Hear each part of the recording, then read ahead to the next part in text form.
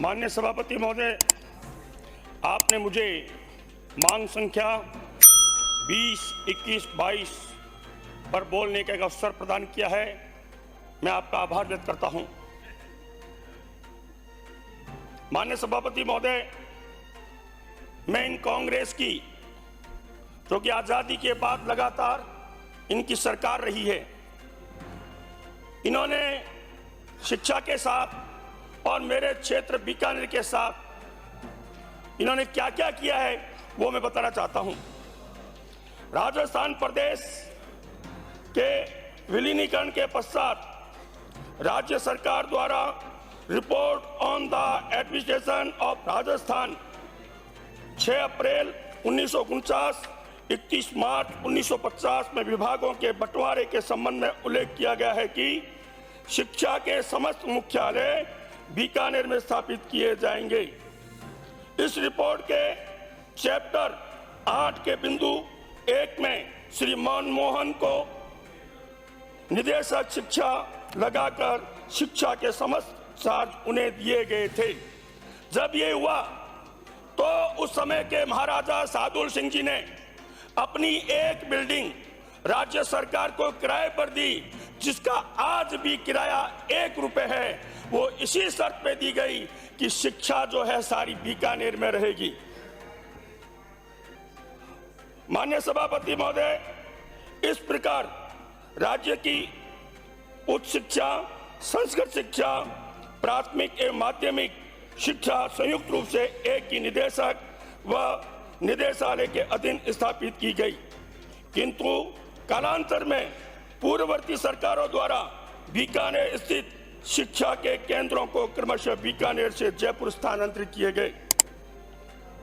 माननीय सभापति महोदय, 1 जनवरी 1998 से प्रारंभिक एवं माध्यमिक शिक्षा के मुख्यालयों का पृथक्करण कर अलग अलग विभाग के रूप में पृथक किया गया था।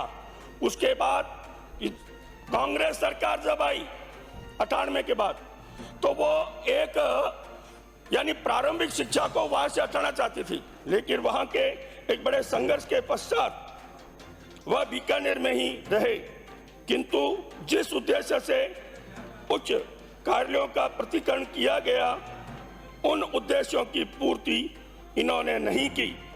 इस हेतु पृथक्करण के समय निर्धारित कार्य स्टाफ का पारस्परिक समायोजन किए जाने की मैं मांग करता हूं। माननीय सभापति महोदय, ये जो कह रहे हैं कि हमने बहुत विद्यालय खोल दिए, उस समय इन्होंने विद्यालय खोले, वहां किसी प्रकार की कोई सुविधा नहीं।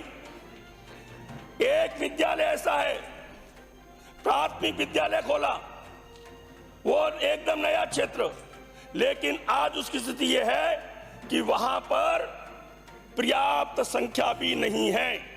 एक अपने कार्यकर्ता को यानी लाभ देने के लिए वह एक प्राथमिक शिक्षा की घोषणा की और उसके घर में वो विद्यालय खोल दिया, वो आज भी स्थित है।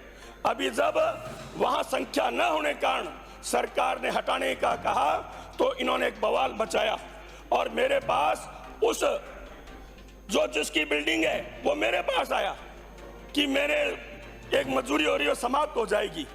यानी ऐसे विद्यालय इन्होंने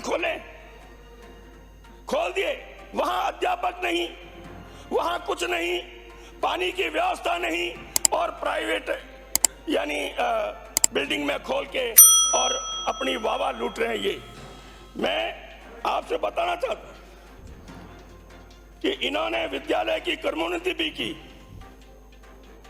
कागजी आदेश जारी किए, जिसमें न तो मूलभूत सुविधाएं और न ही वहां अध्यापक और मंत्रालय कर्मचारी लगाए, न चतुर्थ श्रेणी कर्मचारी लगाए।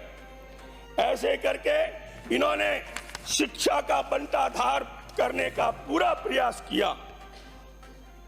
इस संबंध में मैं मांग करता हूं कि पूर्ण स्वीकृत समस्त विद्यालयों में नॉर्म के अनुसार पदों को सृजित करके और वहां भर्ती की जाए। माननीय सभापति महोदय, मैं बताता हूं कि इन्होंने जो स्कूलें खोली, वहां स्थिति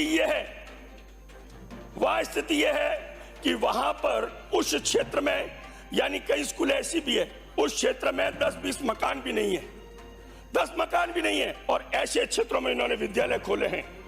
माननीय सभापति महोदय, मैं मांग करता हूं कि मेरे बीकानेर क्षेत्र में राजस्थान स्कूल शिक्षा परिषद मुख्यालय शुरू किया जावे, क्योंकि पहले वहां था। 8वीं बोर्ड की स्थापना बीकानेर में उसकी स्थापना की जावे, क्योंकि सारा निदेशालय से काम होता है, तो जब इधर उधर होता है तो वहां के कर्मचारियों को, वहां के प्रशासन को वो तकलीफ होती है। मैं आपको बता दूं, इनके राज में डायरेक्टर जो है कभी भी वहां नहीं बैठा, प्राइवेट जयपुर मिलते नहीं थे।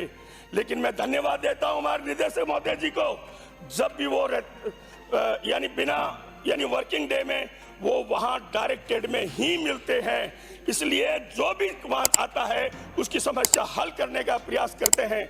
ये हमारे शिक्षा विभाग का एक उदाहरण है। माननीय सभापति महोदय, जहां राजकीय विद्यालय है वहां पर कक्षों के निर्माण, जीर्ण शीर्ण कक्षों का उसकी मरम्मत पुनः कराने की मैं मांग रखता हूं। स्टाफिंग पैटर्न लागू करने की मैं मांग करता हूं। राजकीय विद्यालयों में स्वच्छ पेयजल, आवश्यक संसाधनों की पूर्ति हो, क्योंकि इनके समय में तो वहां स्थिति ये थी कि वहां लोटा और बाल्टी भी नहीं मिलता था। इनकी स्थिति ये थी कि वहां जो विद्यार्थी पढ़ते थे वो घर से यानी पड़ोस से भी पानी मंगवाना पड़ता था। आज स्थिति थोड़ी बदली है, जब ये सरकार आई है, बजट दिया गया है और वहां सुविधाएं होनी प्रारंभ हो गई है। माननीय सभापति महोदय, मैं एक और निवेदन करना चाहता हूं, क्योंकि जो बालिकाएं हैं, आज भी हमारा जो क्षेत्र है, जो हमारे पूर्वज है, हमारे उनके बच्चों के गार्जियन है, वो अपनी बालिकाओं को यानी 6ठी कक्षा के यानी 5वीं कक्षा के बाद वो बालकों के साथ नहीं बैठाना चाहते। ये विशेष है। तो आज जो एक हमारी स्कूल है, हो सकता है संख्या के कारण भी हो सकता है, और एक राजकीय बालिका उच्च माध्यमिक विद्यालय जो कि 15 नंबर के नाम से जानी जाती है, वहां 2 स्कूलें, बालक और बालिका भी है।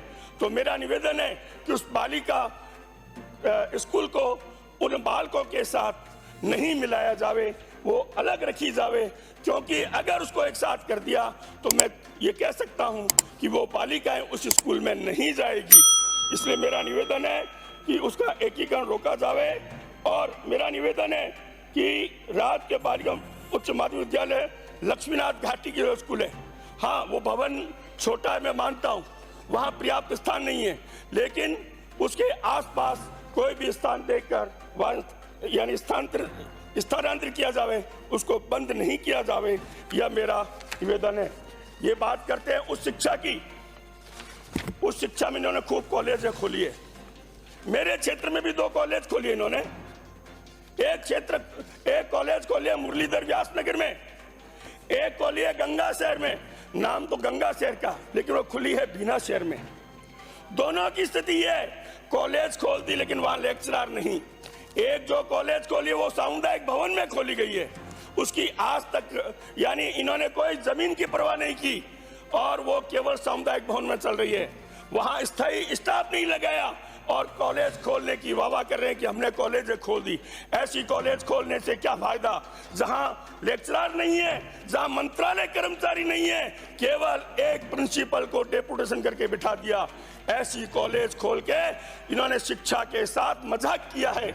इसलिए मेरा निवेदन है कि जो कॉलेज खुली है वहां पर जमीन भी उपलब्ध उनको हो और वहां स्थायी स्टाफ लगाया जाए, क्योंकि कन्या महाविद्यालय है और वहां उस क्षेत्र कन्याओं को लाभ मिले। इन्होंने जो किया है उसको हम जो कमी रखी है उसको हम दूर करें और उस महाविद्यालय को एक अच्छा महाविद्यालय बनाएं। दूसरा महाविद्यालय इन्होंने गंगा शहर के नाम से खोला है। अगर कोई जाके वहां पूछे कि गंगा शहर में महाविद्यालय है क्या, कोई नहीं बताएगा। वो महाविद्यालय बीना शहर में खुला है, जवाहर स्कूल में खुला है। इसलिए मेरा निवेदन है कि उस जवाहर स्कूल का उस कॉलेज के नाम में जवाहर सिंह जी का नाम जोड़ा जाए और वहां भी स्थायी वहाँ स्टाफ दिया जावे। मेरा निवेदन है, श्री हरिमोहन जी शर्मा। एक सेकंड और, मेरा निवेदन है कि राजकीय जितने भी महाविद्यालय हैं, वह कंप्यूटर लैब की स्थापना की जावे। और मेरा निवेदन है कि वहाँ जितने भी कॉलेज हैं वहाँ पर भी स्वच्छ पानी नहीं होगा।